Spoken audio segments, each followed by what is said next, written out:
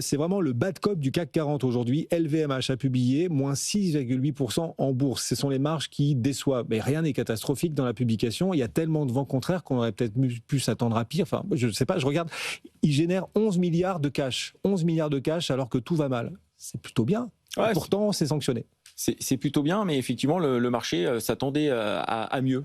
C'est vrai qu'il y a eu des bonnes publications dans le luxe ces dernières semaines, notamment Burberry qui a fait une bonne publication. Et c'est vrai que le marché a un petit peu anticipé depuis quelques trimestres des bonnes publications sur le secteur du luxe, que ce soit sur Kering notamment ou LVMH. C'est vrai que le secteur a plutôt bien monté. Donc là, on reste presque sur notre fin. Je pense que l'effet euro-dollar aussi joue beaucoup sur LVMH. On le voit d'ailleurs dans le palmarès du CAC 40, on a bien sûr le luxe, mais on a aussi des valeurs dollars qui sont à la peine. On a Airbus c'est compliqué sur Airbus, c'est compliqué sur Essilor, c'est compliqué sur Sanofi. Donc les valeurs liées à l'euro-dollar sont plutôt, on va dire, vendues, on va dire, depuis le début de la journée. Plutôt vendues, effectivement. On voit que la branche vin et spiritueux, décidément, décroche, moins 25% pour cette branche vin et spiritueux d'LVMH. MH, vous savez, c'est Moët Hennessy, c'est la branche vin et spiritueux. Ouais. MH, c'est la moitié du nom, mais c'est à peine 3% de l'activité d'LVMH. Voilà. Il faudrait qu'ils sortent cette activité ou pas, ou qu'ils scindent LVMH en deux, en mettant de côté les vins et spiritueux qui plombent un peu. Ça risque d'être au cœur de l'actualité, à mon avis, dans les prochains trimestres.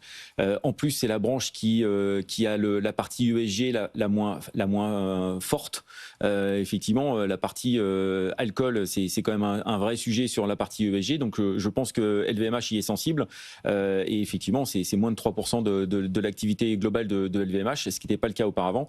Donc, ça risque d'être compliqué. Et je pense qu'une scission du dossier est pas du tout impossible. Vous pensez que c'est un risque ESG que de fabriquer des grands vins non, mais on en est là. Enfin, à un moment, on se dit le ESG fait des ravages quand même, parce que là, non. Ça fait longtemps que ça fait des ravages. Enfin, mais ça tourne tellement que, rappelez-vous, il y a 3 ans, le secteur de la défense n'était pas ESG. On n'avait pas le droit d'avoir de secteur de la défense en portefeuille.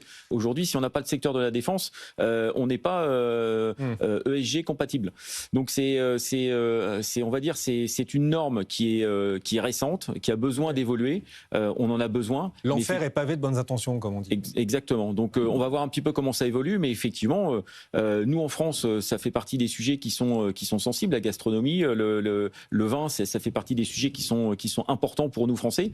C'est beaucoup moins le cas sur d'autres pays partout dans le monde. Et ça ne nous empêche pas d'avoir l'une des longévités les plus importantes du monde. Enfin, jusqu'ici, jusqu'à preuve du contraire. En tout cas, le CAC 40 est en baisse. Est-ce que vous vous dites que finalement, cette sanction d'LVMH qui entraîne tout le secteur du luxe, pour les autres acteurs du luxe, c'est une bonne nouvelle, dans la mesure où ils vont publier à leur tour et ça aura été purgé. Enfin, le secteur aura déjà été purgé quand les autres acteurs, eux, vont publier. Est-ce que ça ouvre la voie, du coup, à peut-être des réactions plus positives quand ils vont s'y mettre ? Ouais, je pense que ceux qui n'ont pas publié encore, je pense à Kering, je pense qu'ils sont un peu soulagés de voir LVMH avec un -6, -7.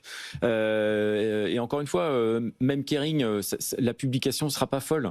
On est encore dans une période compliquée. La partie chinoise, c'est compliqué. On a toute la partie taxe. On a la partie euro-dollar ce sont des vrais vents contraires sur l'ensemble du luxe. Donc il ne faut pas s'attendre, même si on a eu un gros rebond sur LVMH et sur Kering et sur l'ensemble du secteur ces dernières semaines, ces derniers mois, il ne faut pas s'attendre à ce qu'on retrouve la croissance qu'ils ont vécue en 2021-2022. Là, on est en phase on va dire, de renaissance sur le secteur du luxe. On va avoir une croissance qui va être faible. 2026, ça va être encore compliqué avec l'euro-dollar. Et l'objectif, c'est de repartir sur une croissance un peu plus significative sur 2027 et 2028. Aujourd'hui, les niveaux de valorisation ne sont pas encore cadeaux pour un LVMH. Pas de croissance. On se paye 25 ou 26 fois les résultats. C'est pas cadeau.